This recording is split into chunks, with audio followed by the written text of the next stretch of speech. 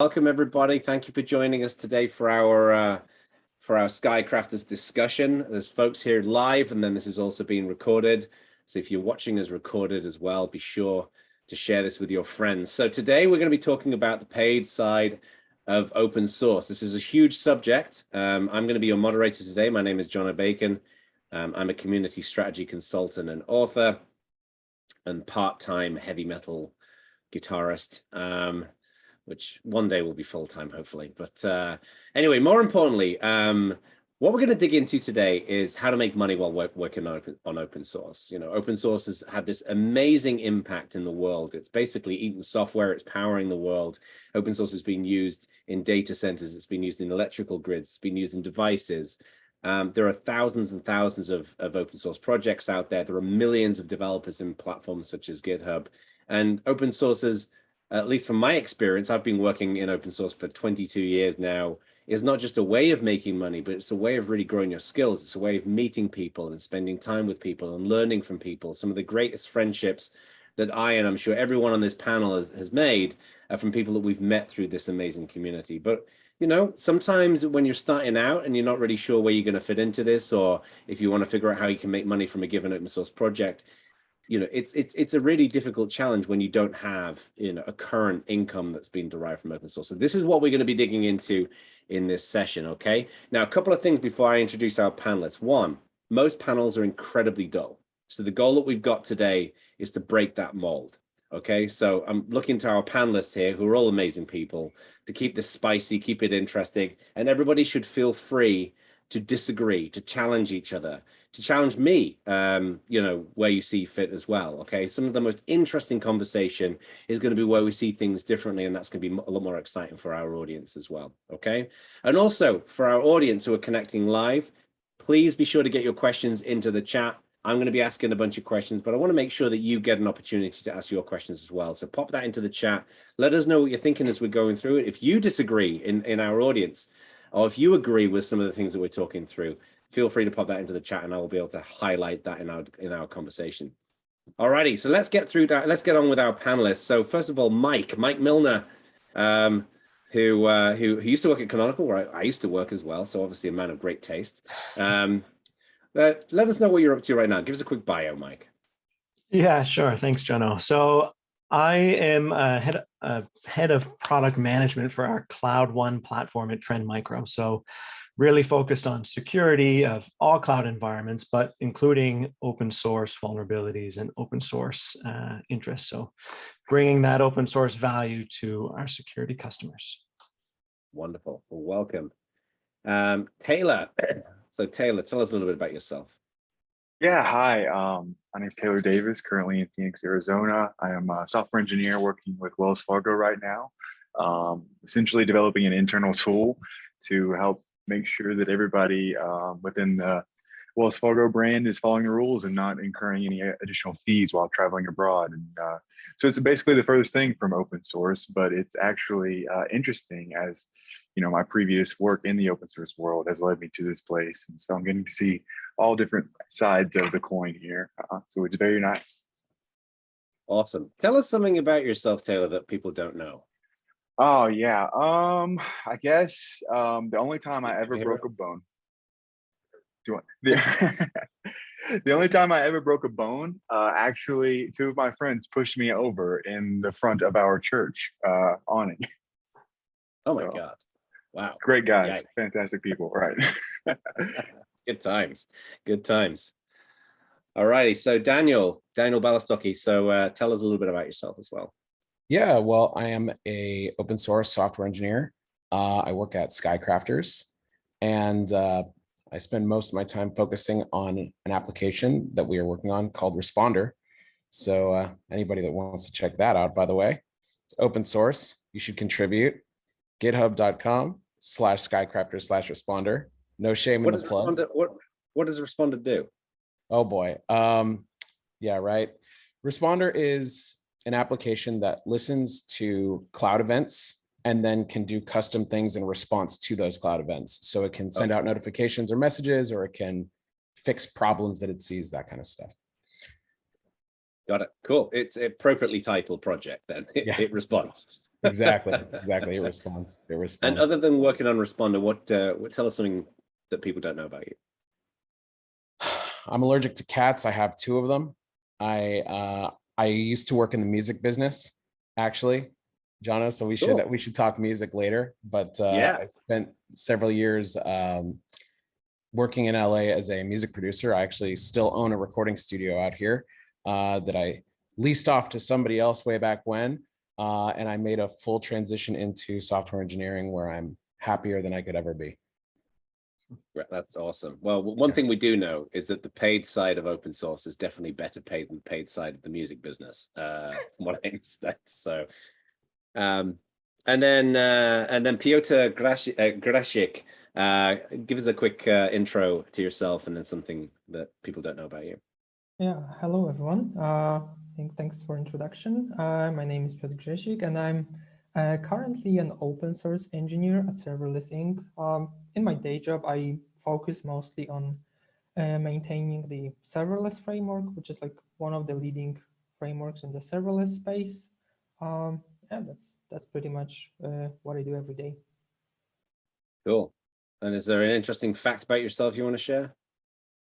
Let me think.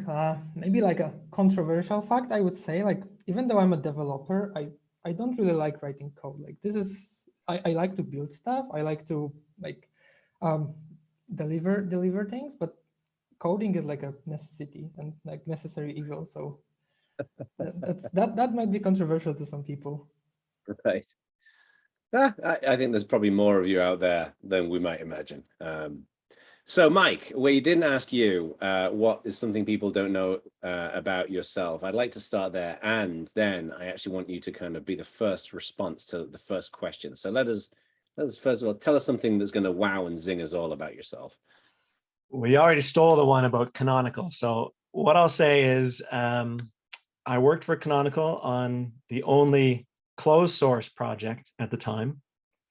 And before working for Canonical, I worked in agencies where open source was the devil, and that was my first open source contribution. So I've kind of taken the opposite approach. You're the evil member of the team. Our villain has been identified, everyone. It's the beard. It's the beard. So why don't we start with you, Mike? So there are many different ways in which people can make money and play a role in open source. Right out the gate, what do you think for, let's say somebody's watching this and they're not sure how they can earn an income, put food on the table, and play an active role in the open source community? What would you recommend as a good place to start? Yeah, good question. I think there's two aspects, and you said make money from open source, and maybe first, that's probably not like your starting point, right? So if you want to make money from open source contribution, it'd probably be good to see if you like it. So that's the nice thing about open source, is you can just kind of do it. So feel free to start looking around projects that might be interesting and contribute. The way I did it, and I think this is kind of the second path, is have a job where you make money and almost kind of turn it into an open source job. So if you're using open source, which almost everyone is, maybe find something you don't like about it and see if you can contribute a fix back and get your employer to sign off on your contribution. And now all of a sudden you've turned your job into an open source job. So that would be my two-part advice for that question. Yeah, I mean, that's one of the most wonderful elements of open source, right? Is that you can kind of try before you buy, before making a decision to kind of leap 2 feet into it. You can go and contribute to projects, you can go and participate. Was that kind of how you did it, Daniel? You already mentioned that you kind of came from the music world. How did you kind of like settling into, how did you ultimately end up in the position you're in? Okay, so I actually contributed to several open source projects, and maybe this is going to sort of touch on other topics that we'll discuss later. Because one of the things I was sort of thinking about before this webinar is, different reasons specifically for contributing, and and also contributing versus, well, I should say contributing to an existing project versus building out a project from scratch, right? Right. But I guess if I could like take it back to how I got employed in open source specifically, Yeah. it came from a project I worked on with Taylor. In my direction, he's this way, but with Taylor, where we identified a need in the marketplace for a Kubernetes visualizer, basically. Right. We decided to build out the tool, and we worked on it. We built a fully functional prototype, and we both used that as experience and leveraged it to get positions in different places. So it was starting out with the software, right? It was starting out with the contribution, right? It was working on open source somewhat altruistically. Is that correct? And then kind of stepping into being paid through. I know this was not the intention, but that's kind of the path that you went down. Is that correct? Well, I mean, I think that open source is a really, really great place to essentially just build your resume. Let's start there. Yeah. The thing is that like I knew for me that like I was interested in Kubernetes, but I had never experienced it before. And so I wanted to learn new skills. I wanted to build new skills. Of course, like we were building a full stack application. And so like it was an opportunity for me to like reinforce other skills that I had already. But the truth is that like, I guess in this case, like besides like, like a resume piece, it was really like an opportunity to gain real world experience when, at least in my case, I hadn't had production level experience. I had done tons of studying. I had exposed myself as much as humanly possible. I was interested in coding and development. And, there's only so much, like a JavaScript class or whatever it's going to be is going to teach you, or, like some sort of course. And so this was the natural path I felt, Yeah, and just kind of staying on this for just a second, because I think this will probably resonate with many members of our audience here who, the kind of folks who may be joining a session titled The Paid Side of Open Source. I imagine there's going to be many people who are going to join here today who are going to be interested in how they can get, they can get a job in open source.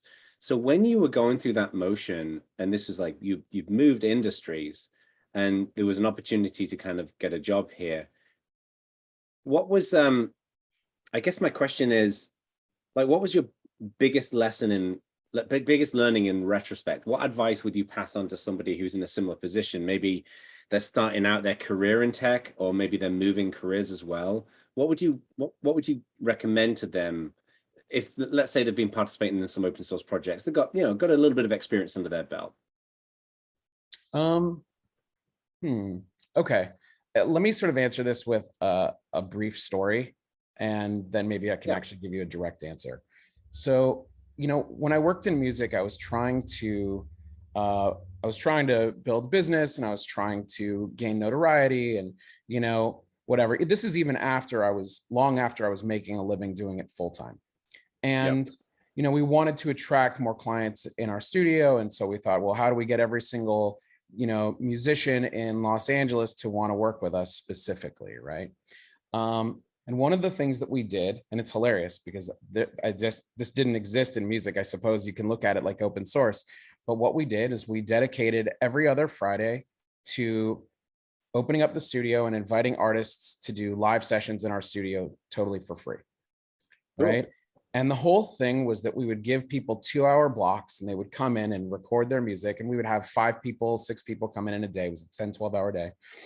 And they would come in all day in 2-hour blocks, and then we'd give them their songs for free later. And the whole point of it was just to meet people, to build our network, it was to give back to the community. I mean, a lot of people talk about, altruism and being good, but like how many people really put their money where their mouth is, right? And we didn't do it with the intention of making money. We did it with the intention of just really like solidifying our place in the local community, right? And so fast forward, open source was the most natural path for me based on my previous experiences anyway. What we saw at the studio when we did that was a huge bump in business. We made 10 times more money on the days that were not booked with these free days than we were ever making previously, right? Like the amount of awareness went up, you know, people were excited, there was a buzz kind of going around and whatever. And so as I was transitioning into software engineering, and as I was looking at open source projects, it only made sense to want to be part of the community in the same way. So I guess like, I just think that that's a reasonable anecdote in this situation. Yeah. But for somebody who's looking at this, or somebody who's watching this webinar later, my advice to them would be this. Open source is an opportunity for you to dive into the technology that you always wanted to work on and never had a reason to. You know, like, I think that React is a very interesting technology, right? Why? Because it's for production level code at scale. I mean, it's built for Facebook, right? We don't need React for a simple website. We need it for something at scale. That's really where it shines. And of course, that's sort of lost in translation with everybody learning it, but that's what it is. And I think that when else, I mean, I suppose you could just take a course, but when else are you going to have an opportunity to work on things at scale, right? As somebody who lacks experience. I mean, serverless, actually, I'm sure we'll get there shortly, right? But what incredible technology, you know, like it's absolutely unbelievable, like cloud technology in general, it's for products at scale. So open source allows you an opportunity as an inexperienced software engineer to really cut your, to just get your experience like under your belt. It's that to me is the most important thing, but just find a subject that you love, find something that you're passionate about, that you think, I have no business working on this because what do I know about, you know, something at scale, and you just jump right in and you do it, you know? Yeah, I could not agree more. And the thread that's kind of tying through this is, you know, go out and do things. And that it's a huge playground of things you can do in open source, right? And it reminds, what you were just saying there reminds me a little bit of something that Seth Godin, who's like a very well-known marketer and an author, writes about. And he says that, you know, when you're of service to other people, good things happen to you, right? So if you go and help other people, go and contribute to a project, maybe go and write some documentation, maybe you go and run a meetup or an event, right? There's so many ways in which people can get started. Just want to take a quick second to remind our audience that are live with us today, right now. Feel free to get your questions into the chat. There's no silly questions. We've got an amazing panelists here with some incredible insights. If there's something you would love to ask them about, then feel free to pop that into the chat, and we'll get to that as well. So just kind of want to switch over to Taylor for a second here. You know, you're at Wells Fargo, right? I imagine not everybody necessarily thinks of banks as being kind of bastions of open source, but you know the opposite is true. Many banks are using open source in many different ways. But I'm just curious, like when you kind of came into Wells Fargo, from what you'd learned prior, because there's one thing kind of getting the job in open source, and then the second thing is being successful in the job in open source. How have you approached that? Like when you've gone into like a big regulated company, what guidance would you provide to folks here who maybe they get their first job, or maybe they've just received their first job in open source? What do you think they should do to be successful when they're in that position? Yeah, I think it's to approach everything with an open mind. For me, my experience in open source and the experience that I'm having currently, my day-to-day job, they've been completely different. But that's why I kind of have enjoyed this whole process, is like learning to take your lumps where they come. And so if I could give any advice, it would be like, learn how to fail, but learn how to fail, because there's always going to be moments where you make a contribution or something and it doesn't go the way that you want. You're working on a project and you hit your snag, or at the end of the day, we just all face these incredible, wow, this is a lot what I'm trying to work on and do. Because I mean, ideally, if we're wanting to get paid, we're trying to do the hard stuff. We're trying to make these contributions or build the project that the world needs, or make the big fix on a GitHub issue that's been lingering for weeks and weeks, or just find your own bug and fix it, right? That feels good too. but at the end of the day, sometimes it's not always easy. And so it's a being able to realize that there is people around you. Try and find your community, find your place where people who will help you, and especially if it's a project. And part of the thing, like with me and Danny, is he's Danny to me, and that's because we worked on this project together, and we were able to form the bond and the friendship that you spoke to earlier about how if you work and develop something, it's usually hopefully an open source because you get to choose more of a passion project. And so when you're working on something either you're really passionate about or really interested in, learning a lot of information together, and you kind of form these relationships that you take with you and get to contribute and help and even learn more from the people and the relationships that you had. And so for me, I feel like my best piece for me is I got hit and I got hit and I got hit and I just kept getting up because I enjoy it. I enjoy, man, that moment when the code you didn't want to write actually finally works and you can call it done and you can go have dinner or whatever you got to do. That's a great feeling when you make that PR and it gets merged in and everybody's like, oh, wow, that's really clean. That feels good. And, kind of take your highs with your lows and realize that everybody that's doing this is feeling the exact same way. It's hard stuff and it's okay. It's fun. We're talking about getting paid, and there's this assumption that everybody that's getting paid is amazing and never makes mistakes. That's far from true. And there's a lot out there, so we want to hold ourselves to high standards, but also take a breath every now and then. Yeah.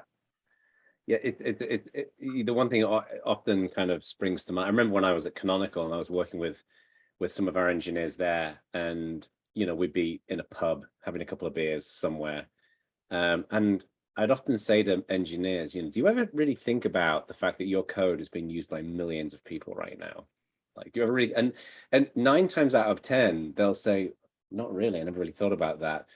And I think it's easy to forget that, like, when you've been through that journey and you've worked hard and that's, that code has landed in a project, just the impact that has, right? It's easy to forget that, you will never see the real implications of that. So switching over to Poland. Piotr, one thing I'd love to ask you about, like, you're involved in serverless, right? You're doing amazing work there. It's as Daniel was saying, like, this is a super hot technology that a lot of people are using. What was your experience, especially coming from the perspective of somebody where English is a second language? Because I've met a lot of people over the years where they'd like to get involved in a given open source project, but English is the dominant spoken language, and often they've been nervous about operating in a project and therefore going and getting a job. I can't imagine what it must be like to speak a second language, have to speak a second language all the time at work, for example. Like, that must be incredibly complicated. It's an extra level of cognitive, like, work that you need to kind of go through. How have you approached that? And I'd love to hear your story about how you kind of got into serverless and lessons learned there as well. Yeah, that's a great question. I never really thought about it. To be honest, about like English being a second language. The thing is, like, in technology, you kind of have to learn at least a little bit of English. Like, there is no other way, to be fair. You don't really write code in your native language. Like, this is very uncommon, at least from my experience. Like, I still have in mind like some code that I wrote at the very beginning when I was like learning that used some Polish words, and it just looks abysmal. But in general, like, I think like people are really welcoming. Like, people really appreciate, like, all the time. Currently, like, I'm one of the maintainers of the serverless framework. We get a lot of reports from people all over the world, where probably like most of our users are people that English isn't the first language for them. So yeah, just like, as long as you can communicate, as long as other people can understand you, it's going to be well. I've never, like, my English is not perfect for sure, but I've never like received like any bad comments about it, or didn't really suffer from that. So I don't know, like, maybe I was lucky, but I feel like people often in open source world, and not only in open source world, like, are really welcoming. So as long as you're like putting yourself out there, you should not worry about that. Yeah, makes sense. That's at least So, my experience. Yeah. yeah, absolutely. So we've talked quite a lot about engineering here, and I'd like to certainly open this up to everybody, but just to start with Mike here. Mike, in your career, you've done so many different things, right? Like, you're head of product. You've been head of cloud native security. You've been a software engineer. And there may be some people who are watching this. I'm always like, whenever we do these kinds of panels, what's most important to me is to try and preempt what the audience is going to be thinking, right? And I imagine one question is, does it all have to be engineering? Like, does it all have to be writing software, writing code? Like, what's your perspective on opportunities that are available for people who are passionate, love open source, and they'd like to work in open source and have a great career in it, but not necessarily wanting to write code? What do you think? What do you think their options are? And again, open this to everybody as well to feed in. Yeah, it's a great question, and I think I'll open with saying that yes, there definitely are opportunities for people who are not just writing code, and I certainly did start from the code perspective, but I found over the past few years, as my career has kind of left some of the coding behind, clutched or pulled from my hands, clutching it, and I've started to do a bit more non-technical work, that I've been pretty amazed at the skills that do transfer really well. Like, even just, open source is typically done by many people, and there's a lot of skills in just managing those people, communicating with those people, especially in today's world, working asynchronously with people across time zones. You mentioned languages. Like, these are all skills in, let's say, my day job that are really important and really valuable.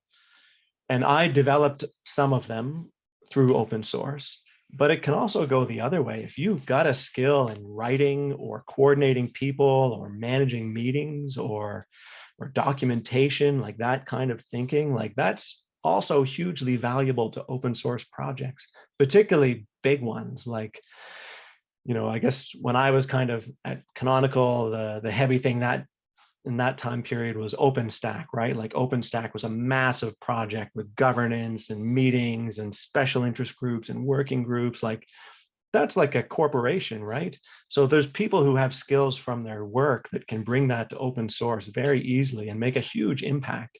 It doesn't have to be code. It doesn't even have to be documentation, just coordinating things. I'm sure it's the same with Kubernetes and in any big project for sure. And what does the group, so I'll open this up to the floor. In terms of the balance between, let's say you're working for a company, let's say it's Canonical or it's a Wells Fargo or it's Trend Micro, wherever it might be, and you're working with these open source projects, and maybe you're facilitating an open source project. There's a delicate balance in, when you're at the company, you've got a set of objectives, a set of things you have to work on, right? But then in the open source project, that's a different world, right? That's a place where your agenda at work doesn't necessarily resonate with your agenda in the project itself. Open it up to the group. How have you struck that balance in what you need to do at work and what you need to do in the open source project? Anyone want to kick us off?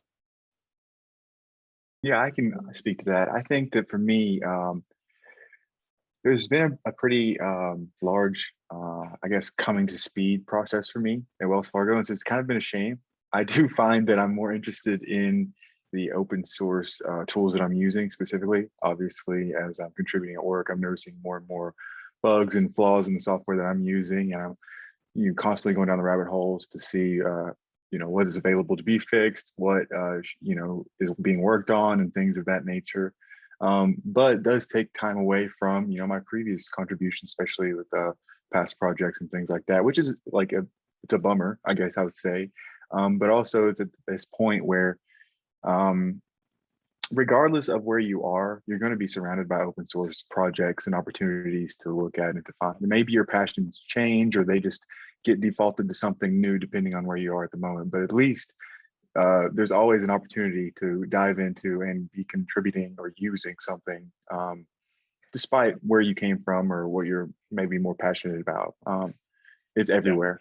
It's everywhere. Yeah, absolutely. Any other thoughts from the panel on how to strike that balance? I can maybe add a little bit different perspective. Yeah. So my main job is actually maintaining an open source project, but that doesn't mean that I can get to choose what I want to work on. Like this might be surprising to some people, but a lot of time, like a lot of my time, usually I need to take care of like bug reports, like inquiries from other developers using the project. It even takes more time than actually writing code, adding new stuff, like working on new features. That takes a lot of time, and sometimes it might be draining because like when you are just working on an open source project, like after hours, you are free to choose whatever you want to work on, like something that really excites you.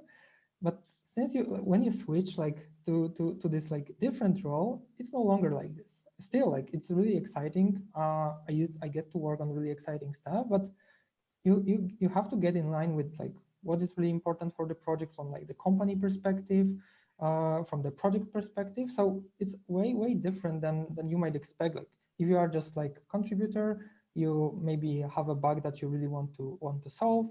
Maybe you want to add a feature. You do that. That's great, but that's not how it usually works when you are working for a company. So that's really different reality. Yeah, I think there's this fantasy of I remember I used to have this fantasy when I started out of, oh, I'll be able to go and work for a company and get paid, essentially receive a paycheck and do whatever I want in open source. It's like, I think there are relatively few companies that allow people to do that. Red Hat's maybe one of them. We do have a question from one of our live audience members, from Latoya Anderson, which is, how do you avoid shiny object syndrome? Meaning, what helps you decide which projects to contribute to? Anyone want to weigh in on this one? Shiny object syndrome. Yeah, I mean, I have a thought. I would say for me, it was kind of deciding what's cutting edge, if I'm being completely honest. What is the new thing? Honestly, maybe I didn't avoid shiny object syndrome at all and I just dove right into it. But I also realized that I had to have a goal and I wanted to do something within a certain amount of time. And I was very disciplined in how I wanted to set up and work on my project and where to contribute. And I think that was kind of the thing. I just have to be disciplined enough to get going and get to work. At some point, all this theory and, this project sounds good, this project looks cool, this bug fix looks important. At the end of the day, you have to make a decision and go with it and just get to work, because there is a certain bit where you have to write the code, as much as we don't like to. And once it's done, it's done. But you can't just skip that step. Yeah. Any other thoughts from the team on this one, shiny object syndrome? Yeah, sure. So I also think that this kind of goes back to the question of like, how will you contribute, right? Because we're talking about like how you choose a project, right? So let's bring it back to what I was saying earlier about like contributing to a pre-existing project or creating a new one. And if your goal is trying to get paid from open source, then contributing to an existing project is going to show maybe that you have experience like working with a team, right? Or it's going to show like that you understand other developers' code, or that you are able to like communicate with other team members in some different capacity. But if you're creating something from scratch, it's going to show that you understand how to solve a real world issue, right? That you're you're able to have an idea, see a problem, take action, and then build a solution. And that's a pretty big deal. And so in terms of how you're going to leverage your experience, like, where do you start with a project? I mean, it's like, well, what are your goals, right? Like, what do you feel you want to sort of prove in working with a project? And I think the other biggest thing, and this is the thing that sort of gets lost in the sauce, because as soon as we start talking about money, I think there's a sense of we always forget about the love. But the truth is that money always comes once you find something that you're passionate about, once you find something that you think is cool. And, and Taylor knows a lot about this, but like for me, like once I began to understand containerization, I was like, this is cool technology. This is awesome technology. And then I began to dive into like Kubernetes and like orchestration for containers. And I was like, oh my gosh, like this is a whole nother world, that I was so excited about. And the truth is that as soon as you find something that you're stoked on, that you're passionate about, you're going to be able to find a way to leverage that for money somehow. You'll be able to. I mean, because when you're working on, I have this thing where it's like, you can love anything that you're good at, and you can be good at anything that you work hard at. Therefore, you can love anything that you work hard at. And so it's kind of one of those things where it's like, the shiny object syndrome, I don't even know is necessarily a factor, so long as like from the get-go, you're willing to work super hard. And it's a lot easier to work super hard when you've got the passion, Yeah. I totally agree with you. And it's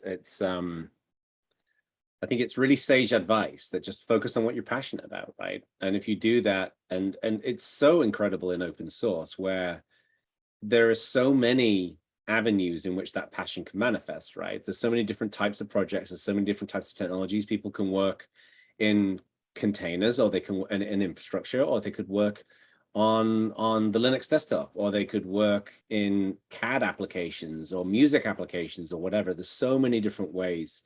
I imagine though that the kind of the other side of that coin is a fear of failure, that I go into serverless, or I go into Kubernetes, or I go into another project and I look stupid, or I make a mistake, or I say something and stick my foot in my mouth, and that's going to somehow then not only if it goes wrong, screw up my reputation in the project, but then if there's companies watching, that could screw up my potential to then go and live the dream and have a career in open source.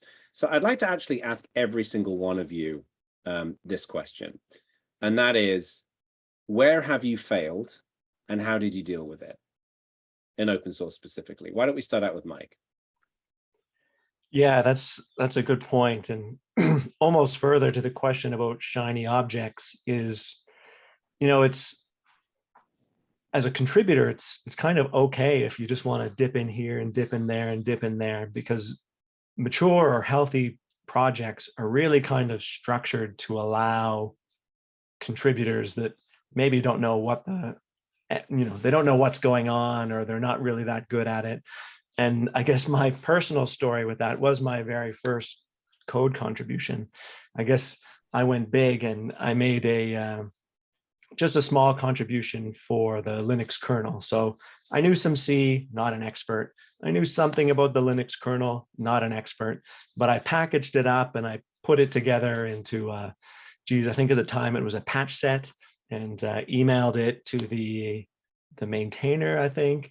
And, over some iterations back and forth, it got accepted. But if I'm being honest, when I look at the contribution that I made, the maintainer effectively rewrote it with my kind of chiming in once in a while, and then merged it and was kind enough to put my name on it.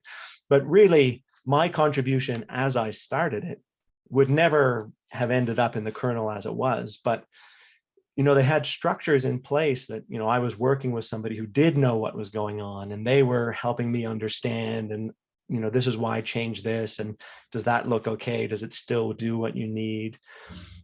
The big projects have this in place. So even if you want something and you want to make a contribution, it's okay if it's a bit crap, or if it doesn't have the documentation, or it doesn't do this, because they have the structures in place to kind of help it on its way, whether that's by coaching you or by adopting it and taking it over, like my experience. So, don't worry about it so much, because it's normal. Yeah, good advice. Good advice. And when we fail, it gives us data, right? and we can learn from that data. How about you? Daniel? Failure and how you kind of dealt with it. Let me answer this in a sideways way. The thing is that there's several reasons not to contribute to an open source project, at least from what's inside my brain, right? Like maybe you think it's scary, or maybe you have time limitations, or I don't know, like maybe there's like legal reasons, like your company won't let you, or I don't know, like you just had some sort of bad experience with like a maintainer, right? I'll say this, that like for me, like my apprehension about getting involved in open source was, at least in the beginning. In the beginning, it was, I'm scared.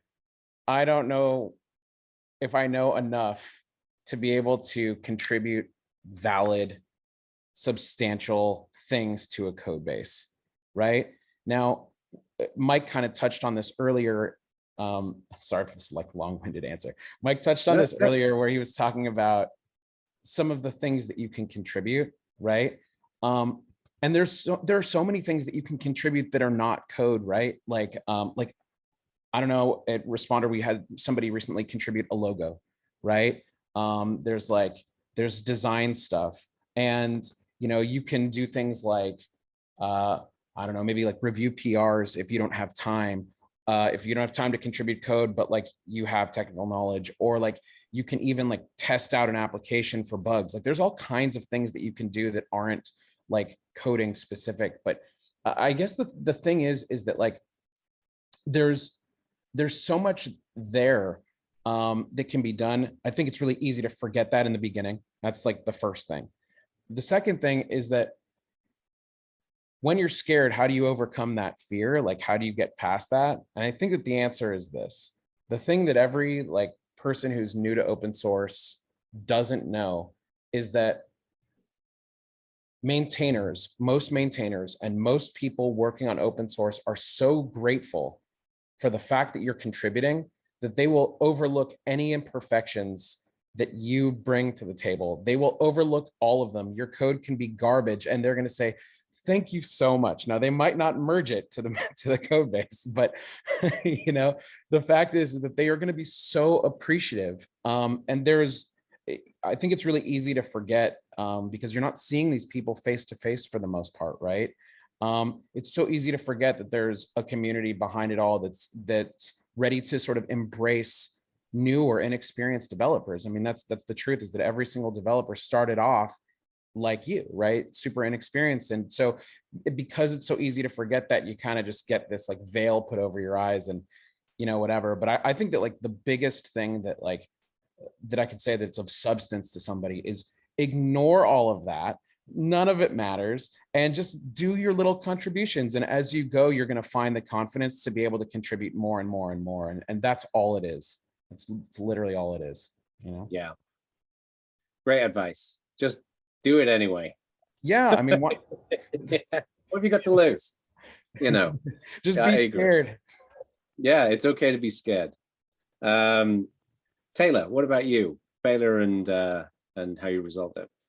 Yeah, so I think part of one of our major issues that we were facing in development was we were going to have a team presentation demo of like a certain deadline, and just through honestly poor use of Git, one of our merge got rebased incorrectly, and it was one of those things where it was not even a very difficult fix or anything. But where I failed is that we were making poor contributions, if we're being honest. And it's I feel like setting your standards high for when you want to make these contributions. Like, yeah, don't be afraid, absolutely, to contribute, but typically there is some sort of there's some rules that we could follow or some standards that we could meet within each project. And if we're going to hit those standards and we're going to make these contributions, that you want to put your best foot forward.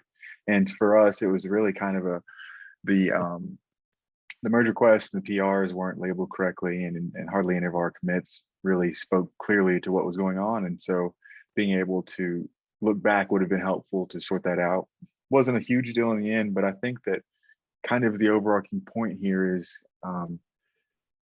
we want to be able to put our best self out there, and that's okay. That means that if you do that, you can fail and you can be happy with yourself, but also make sure that you dot all your I's and cross all your T's, because it'd be silly to have something like that be a problem. It is the extra work, it is the extra second or whatever that's tedious at times, but you know, it's the little things that keep you going, especially at scale. Yeah. Also great advice. And then Piotr, what about you? Failure and how you resolved it? Yeah, maybe I will first start on the topic that Daniel also mentioned about like starting with contributions, and it's about failure, that you shouldn't be afraid of failing like at all and starting small. It's like I have my first contribution, for example, to like serverless code base. It was about like refactoring some use of Lodash library in JavaScript. Like it was like really, really simple. Like it was like 5 lines of code or something, and it was still really useful. Like you don't have to like resolve a ticket that is open for like 2 years and requires a ton of work.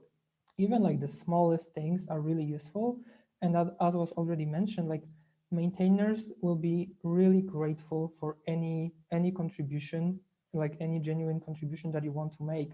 Like one of my, now we are going to the failure part, like one of my very first contributions actually had a nasty bug. It was treating like the 0 input in a wrong way. Instead of like setting the value of something to 0, it was just discarding the value altogether. So it actually broke the functionality that I was trying to improve for some people. And you know what? Like nothing happened. That was fine. I provided another PR like a week later or something when people discovered the bug, and it was fine. Like nothing bad happened. And it's okay to fail. Like it's really okay to fail. The most important thing is just to learn from that, like learn from those mistakes. And it also happens on like contributions. For example, similar to what Mike mentioned earlier, one of my contributions had like discussion for like 100 comments or so, and it had like it had been reviewed like 10 times. But maintainer like really helped me to actually achieve really good output and provide a really good PR. What I started with, maybe it was useful, but it had a lot of shortcomings. So don't worry about that. It doesn't have to be perfect. As long as you are open to feedback and you are like open to learn, maintainers will be really happy to help you and guide you through like your first PR, your 10th PR, and however many more you want to make in the future. Great stuff. You know, we have a question from Karina, which I want to get to in just one second, but I just have one quick story to share actually on failure, and especially somewhat visible failure. I'll never forget years ago. There used to be a big conference called OSCON. Many of you guys maybe have gone to it, and I got asked to keynote it, which was a huge deal for me. Right, I was earlier in my career, and I was at Canonical. It might have actually been around the time that you were at Canonical, Mike.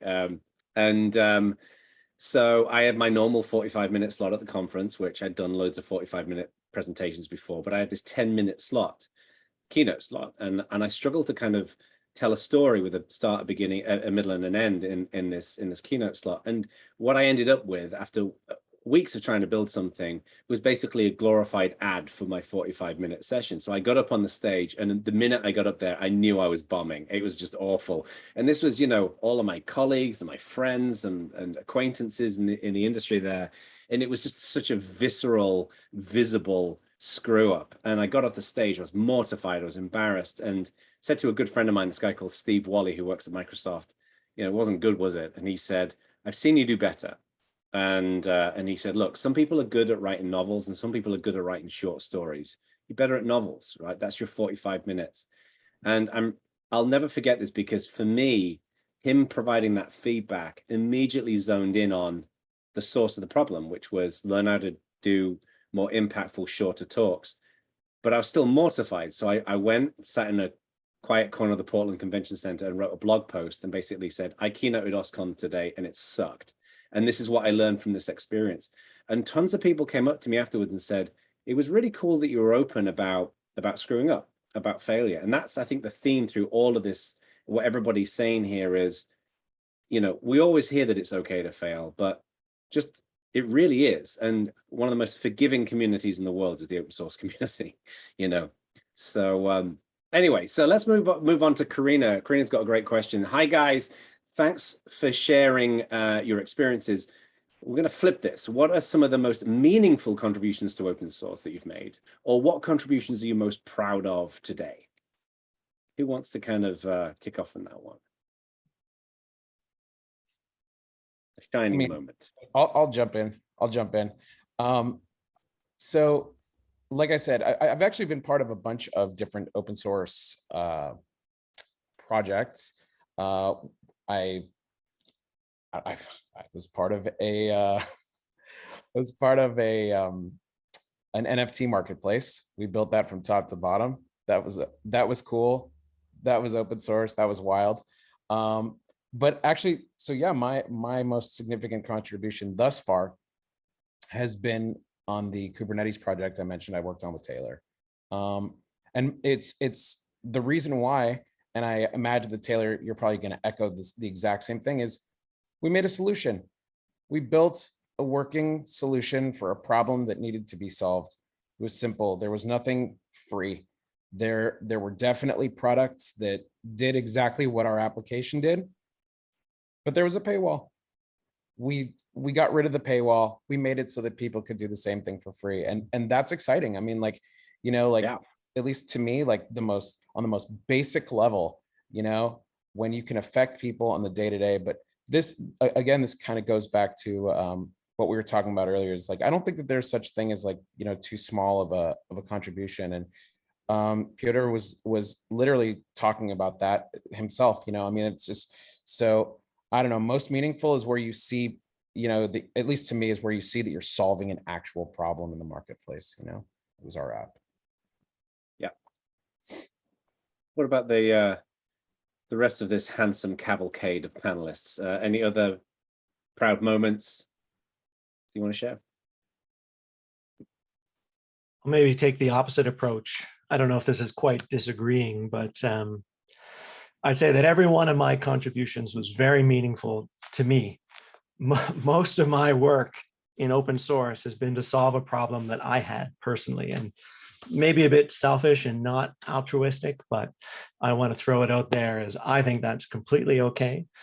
Every single one of my contributions has been around some problem that I needed to solve, and I was using an open source library or component or something, and it didn't do what I want. And I really wanted it to do it. And maybe there was a workaround, or I could have just done it on my own.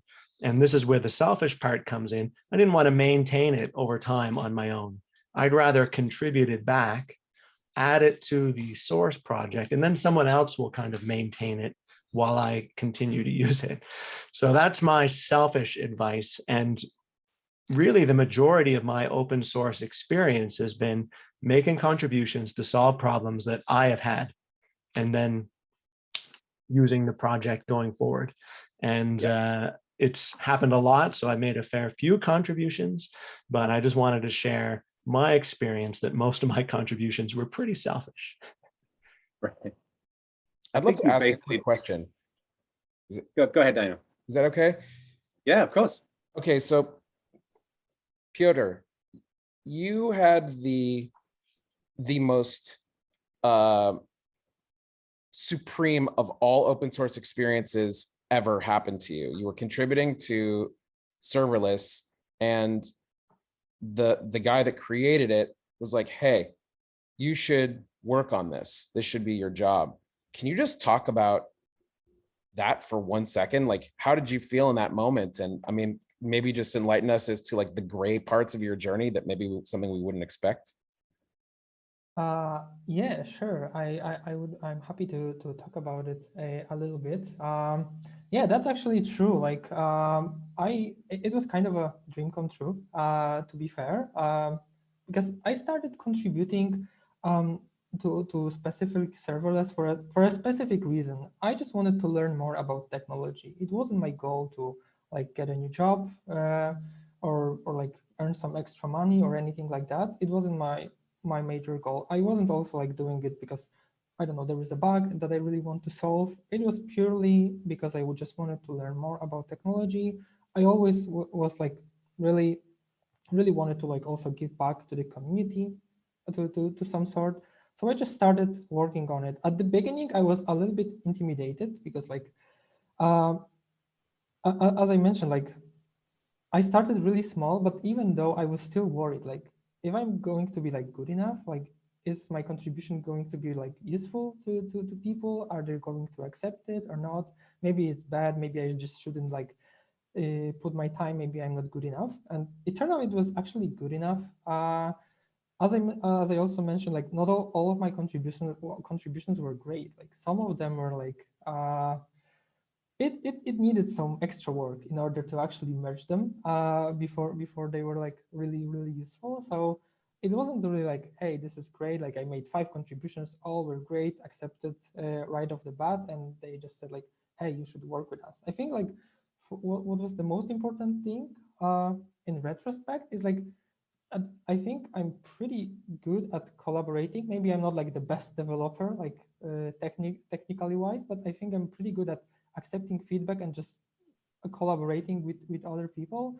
So I think that's why maybe they decided to go with me. But yeah, after I think it was like after 4 or 5 months and I started contributing, I got approached by Austin, who was actually the like original creator. He's no longer maintaining the project in any capacity, but he reached out to me if I would be interested in like working on it full time. And I was at first I was like thinking, well, that would be really interesting. That would be great. But then I started like doubting myself, like, is it like really possible to like earn enough money just working on open source? Like I'm not really sure how they make money in general. Like maybe this is like, hey, you should work on this full time, but we are not really able to pay you that much. So you have to make a decision. Uh, from my experience, like that's not really the case. Like the companies that are like maintaining big open source projects and they actually want to hire you are usually are like paying good money, like market money, because like that's otherwise people maybe wouldn't be interested in joining. Like I don't know, but I guess that's the reality. So yeah, but I decided to like I decided to join. Like it was great. We had some like extra interviews, but I never really thought that something like this actually happens. So that was like a really great experience. So if that's your plan, you want to like land a job at a company like that, then maybe you should start contributing to some of their open source project. There's a lot of companies right now that are building an open source product and building some extra services around that. So I think there's a lot of opportunities like that at the moment. There sure are. Well, unfortunately, we've run out of time. Thank you so much, everybody, Taylor, Daniel, Mike, Piotr, for joining us today. Thank you to the Skycrafters team as well for putting this on. If you haven't checked out Skycrafters, be sure to go to skycrafters.io. It's an amazing community, loads of great content, lots of great discussion. Go and join us all there, and we'll see you all on the other side. Goodbye, everyone. Have a nice week. Go and make loads of money in open source. Thank you.